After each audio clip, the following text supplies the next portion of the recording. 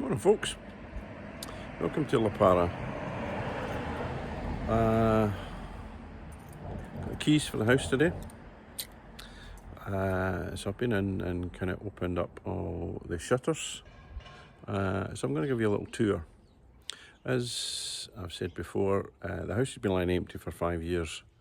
So the garden's really overgrown. So I'll maybe show you around the garden first. So we're right at the front gate. So I'll take you in and give you a little tour. So this is the front of the house, 2-storey, typical Italian style in the fact that the downstairs was really kind of workspace, where they would, do the farming and press the grapes and stuff like that. So it's a traditional sort of style where the downstairs is kind of workspace and the upstairs is where you live. And even though this house was only built in the 70s and is not a farmer's house, it's in that style.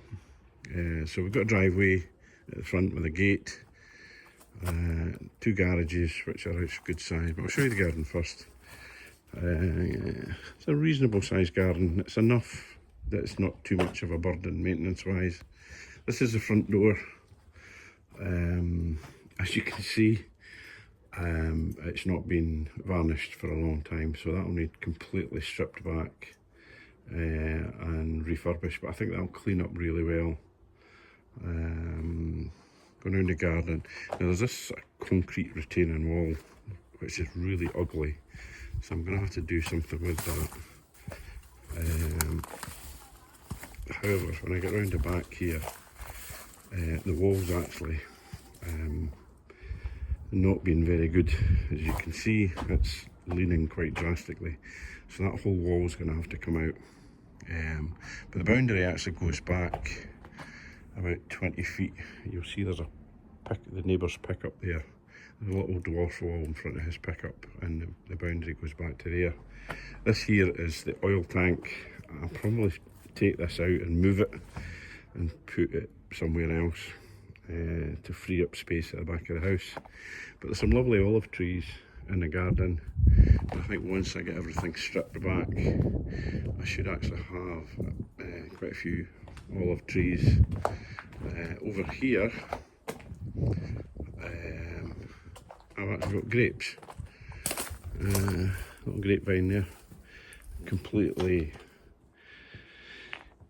suppressed at the moment. So I carry around some at the back of the house. I'll go right round. This is actually the door to the downstairs, could call it the back door. And then we carry on round the front. So a bit of work to do in the garden. I need to get myself a strimmer. But all well, can't complain. So we'll go into the house. So as I said, there's 2 garages. There is this garage here, which we'll go into. Now, the gentleman that lived in this house before passed away, and so the house hasn't really been cleared. It's still got everything in the cupboards and in the garage, and there's tools and there's bikes and all sorts, and it all came with the house. So I've got a garage here, the tiled floors, plastered walls, it's got windows. It's quite a posh garage compared to what we would have in the UK. Quite high ceiling as well, and they're big metal doors that are quite high, so you could actually get a high top van in here. I don't think I'd get my motorhome in here, but I'd certainly get my van in here, no problem. So this garage, this is basically self-contained, whereas the other garage is linked to the house. So if I go through here, this is the other garage here. Driveway is needing a bit of work. Excuse the bus parked in front, obviously because the house has been empty. I think the local bus company's been parking their bus in front of the house. I'll soon get that sorted. So I go into this garage. Now this garage, it's probably about the same size to be fair, but this one's got 2 windows. It's got a workbench with a load of tools. And it also has a washing machine. So it's obviously doubled up as a little sort of utility room as well. I don't have any electricity at the moment. Electricity's not been transferred over yet, but I can arrange that now that I've got possession and I've got a tax code. You need a tax code to do anything in this country. You can't order anything, you can't buy anything. Your tax code gets mentioned in almost everything that you do. They ask you for your tax code. That's your ID. So we're in what is the downstairs. So this was what I call the back door. So there's a little sort of vestibule here. And then we go through into what is a large sort of dining kitchen. And as I suspect, it was fitted in the 70s. It's been a good quality kitchen at its time, but it is very much 1970s. It's even got the original fridge freezer there, which is a Phillips. But this isn't the main kitchen. The main kitchen is upstairs. But it looks like, for what I can see when I go through the cupboards, all the crockery and everything's down here. So I've got a funny feeling maybe towards the end the guy just lived here, downstairs rather than upstairs. So we've also got a fire. The light of the fireplace is here. So although the house is heating, there's a fireplace here and there's a fireplace upstairs in the sitting room. Good sized room. So remember what I was saying earlier was this was kind of treated as workspace. So there is a staircase that links downstairs and upstairs, which I'll show you in a minute. So that takes you up to half landing, but you can close that door and actually keep the downstairs separate from upstairs. So you could actually live in this part or rent this part out or whatever. So it gives me options for the future. So down here we've got the link through the garage, we've got this vestibule through the kitchen, we've got stairs upstairs, and then there's a separate bathroom, shower room down here. We have this boiler room, so it's oil central heating. System actually looks in good state of repair, and oil central heating, it's like a diesel car, or very little will go wrong with your heating. That's cobwebs, I don't know if you see those cobwebs everywhere. So the first thing I'll be doing is giving the place a good clean. So this room I'm going to show you next is what I want to call it a multi-purpose room, because I don't actually know what to call it. It's this room here. I might be able to do a bit of sewing. Got a lovely little sewing machine there.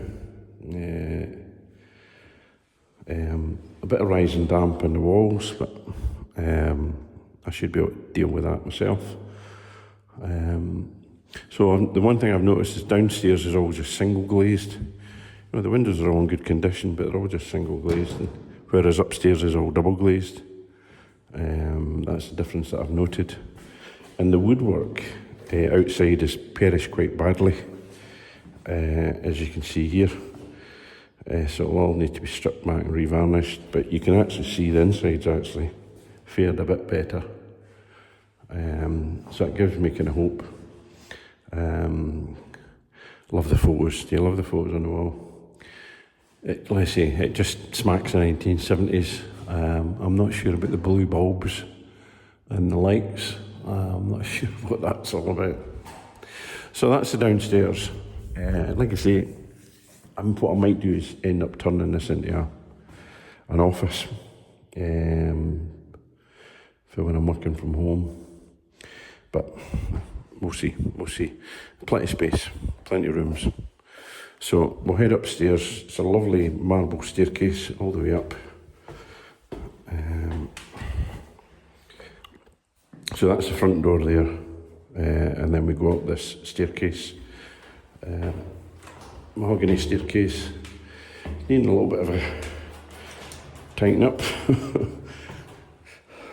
And then we go upstairs to the upper floor. Now the staircase actually goes all the way up to the attic. There is quite a large attic upstairs, and the staircase goes all the way up to it. And the attic would be great for storage. Concrete floor, it's quite substantial. So this is in the main part of the house. Now, go through the sitting room first. So again, apologies, I'm doing this on my phone rather than a camera. So I'm kind of joking about all over the place. So this is the sitting room. It's a good size. Again, fireplace. And it's what they call an underdraft fireplace. And the fact that the ash falls through the grate at the bottom. And it draws air in. I remember fitting one of these in the 80s. The house in Kirkcaldy. It's a nice fireplace, but it's very much of its time. And I'm got to work out where I'll put my TV, because one thing for sure, I won't be using the TV that is there, or the radio for that matter, although I'm sure I could get some collector would take that off my hands. So sitting room, basically there's a door where we came in, it's a sofa and a coffee table. Again, this all came in the house. Outside, I'm onto basically veranda, deck, whatever you want to call it, overlooking the garden. So you can see that wall I was talking about where the boundary is, just there. So all that ground up into that wall belongs to me. And it's a garden, but it's not acres. That was a problem with some of the houses we looked at in Italy. You know, it was like 2 acres of land, and I'm not going to be here all the time, and I don't want to spend all my time strumming and cutting grass and weeding and whatnot. So this is just enough, if I can just get it kind of low maintenance. So back into the sitting room. So it's a sitting room, a dining room. So there's the dining room there. Apologies, I couldn't get that shutter open. It's maybe needing a bit of TLC. It kind of jammed halfway up. So that'll be one of the jobs on the to-do list, going around freeing up all the shutters and sorting that one. But that one's out onto a balcony as well. There's a balcony off the dining room. But I have to say, look at the quality of that furniture. You know, it's obviously been very expensive. Really high quality stuff. And it's all in lovely condition. Just needs a good polish and a good clean. Like I say, there's the balcony out there. So this is a really good size room. And there's not a lot I need to do in here, to be honest. One thing I did notice, I'll show you that now, because the house has been lying empty, there's obviously been a bit of expansion. So I don't know if you can see that there, but those tiles have lifted. I don't want to stand on them because it'll break them, but it's actually bowed up with the heat. So I'm probably going to have to see how that settles, and push comes to shove I might have to lift it and relay the tiles, which isn't a huge problem. So I'll show you the rest. So this is a living space. We're through here. We've got, I don't know what you call this, little storage room. And then through here we have a bathroom.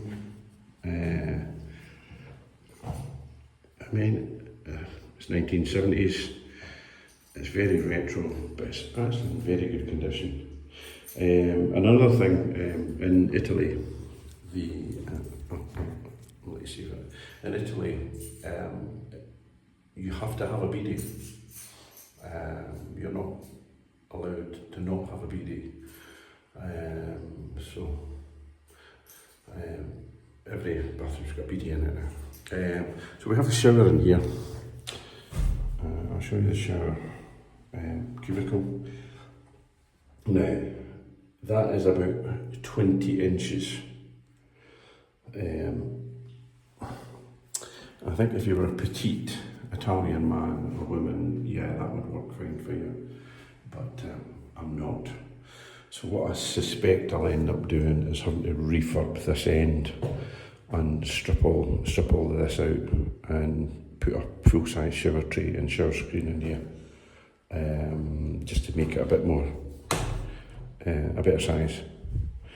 So wandering through, so I said when we were downstairs, I have an upstairs kitchen, which is supposed to be the main kitchen, but smaller than the kitchen downstairs. Like I say, I think a lot of Italians live downstairs in relation to, you know, socialising and cooking and whatnot. I think this was more a kind of show kitchen, because there's hardly anything in any of the cupboards compared to downstairs. But again, balcony of the kitchen, and it's big enough that it's got, you know, table and chairs in it. So going through, we basically have 4 bedrooms. So this is one of the bedrooms. It looks like it's a kind of fold up camp bed that's in it at the moment. But as you can see, double room. I really like the tiles on the floor. And then we go through and we have a second bedroom. Now this one's made up with a single bed and a cot. But again, a good sized room. It's a double. And the next bedroom is this one. Nice room. A little bit of damp on the walls there at the front that I'll need to look into. One thing I noticed was, I noticed when I looked at the water meter, although there's no water on, there's clearly a water leak somewhere, because the meter is burling. So I've obviously got a water leak somewhere that I need to look into.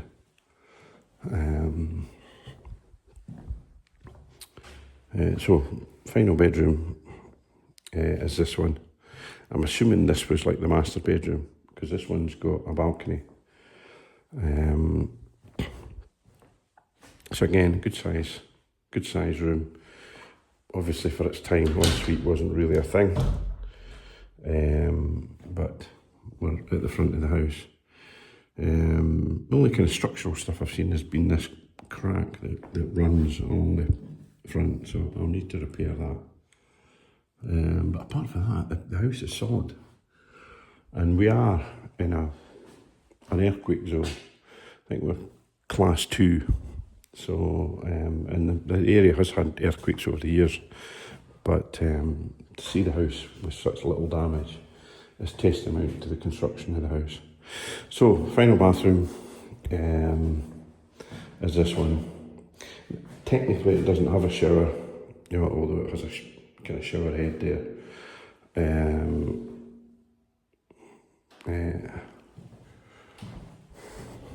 But again, it's all stuff that can be improved.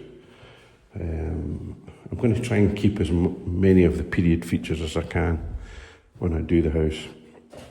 The other thing you can do as well is, if you're not using these rooms, you can actually shut them off with this door. You know, so you could technically live downstairs, or you could just live up here, and you know, if it was just me, I could just live with this one bedroom. Get the place decorated, and I could quite happily, you know, live up here. So that's the space. That's what happens when you leave all the doors open. That's that's the space. This is the house.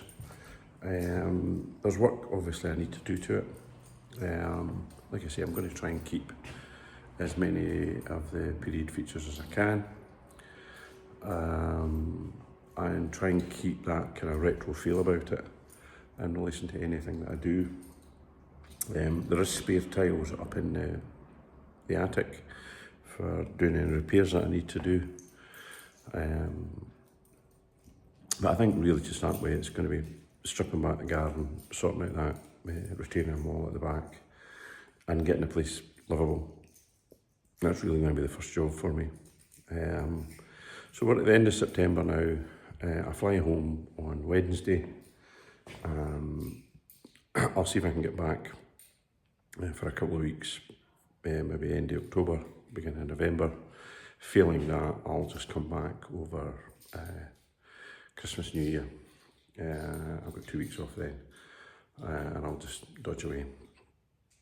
So, welcome to my journey in relation to me arriving and planning to live in Italy.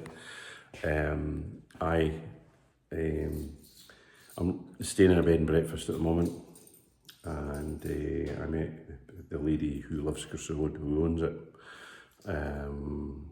Her name is Lamy, and she obviously doesn't speak any English, and then the issue I've got here is very few people speak English, so I'm really going to have to try hard to learn Italian if I want to spend more time here. But I went out for a walk last night around the village, and everybody eyed me, who's the stranger? Who's the stranger in the village? So I need to slowly, I think word will get out. The crazy Scotsman, bought the house, and he's going to be spending some time here.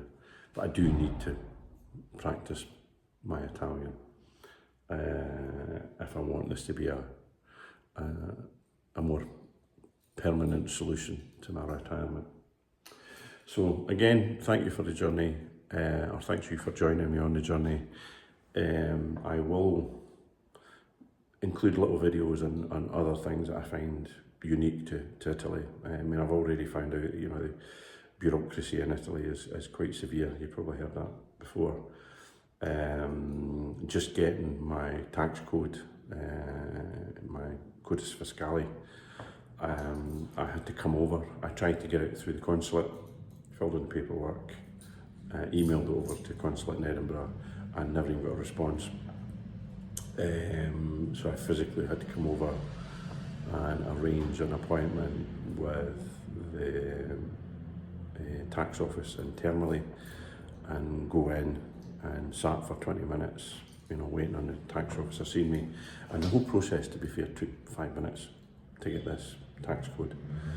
But I couldn't do anything without it. I couldn't technically buy the house. You can't get electricity, you can't get a contract.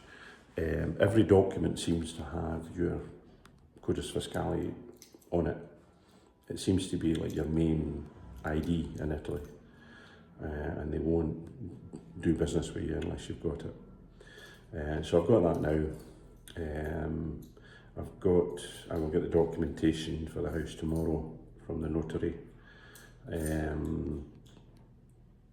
And like I say, if I can just get a list drawn up of all the jobs, immediate jobs I need to do, including sorting out the electricity, broadband, stuff like that. And then when I next come over, I'll probably come over with my van. I suppose I bought a van. Now here's another little anomaly with Italy that you need to be aware of, is you can't legally own a vehicle in Italy unless you're a resident. So I can't buy an Italian vehicle and keep it here. I'm not allowed. So what I'm having to do is bring a vehicle over from the UK temporarily, use it whilst I need it, and then keep taking it home, and then just come back with it occasionally when I need it. It's a bit of a bugger because it's a long drive from Scotland to here. It's about 24 hours. In fact, I think it's 26 hours from where I live. So you're kind of breaking that down over a kind of 2-3 day trip. So when you come down with a vehicle, you really got to make it worth your while. So I'll probably bring the vehicle down, leave it here, and then fly home, and then every 6 months take it home. Because again, if the vehicle's been here for 6 months, you've then got to register as an Italian vehicle, and I won't be able to because I'm not allowed to. So it adds to the complications. Other thing that I've done here is I bought a tag. I've got it on a hire car at the moment for the tolls on the road. So I drove down from Verona to here a couple of weeks ago, and then again yesterday, and that trip cost me €45. It's about a 6.5 hour journey, with about 6 hours of that on the toll roads. So it can be expensive, but it's a lot quicker. I mean, I think if I put into the sat nav to exclude toll roads, it was going to take me 10.5 hours to drive down from Verona. So that's the difference. It's quick, but you pay for it. I'm really looking to get some followers on this. I'm looking to share my experiences with you in case you're thinking of doing what I did. And I have to say that I was inspired by a guy called Richard. Richard has a YouTube channel and a website called 3 Acres of Marsh. And he's an Englishman. He bought a house up in Marsh. Marsham, I'm not sure how you pronounce it. And a little place called Coronaldo. And we actually visited Coronaldo. We stayed overnight in Coronaldo when we were looking. And so I took inspiration from Richard, and I watched all his videos. I still watch all his videos. I'm kind of using this as an inspiration for my own channel to say, listen, every day's a school day in this country, but it's a beautiful country, and the climate. I mean, it's going to be 28 degrees out there today, and we're middle of September. My other half and my daughter went home yesterday. They flew home to Scotland yesterday, and it was raining. So I'm out here with the shades on and the shorts on, and then this is as much what I'm looking for is the relaxed atmosphere. You can complain about the bureaucracy, you can complain about everything's really slow to happen here, but that's part of its charm, is the fact that you have the opportunity to just relax. I've worked 7 days a week for most of my life, and it's only really now, I was 62 the other day, and I really need to start thinking about retirement. I need to start thinking about slowing things down. But at the same time, I'm not somebody who can just sit. I've got to have a project, I've got to have something to do. So I've got this, and if this goes well, there's plenty of other little empty properties in the village that I could probably, look at investing in over the years when I retire. So that's me for this episode. I hope you enjoyed the wee tour of the house, and until next time, ciao for now.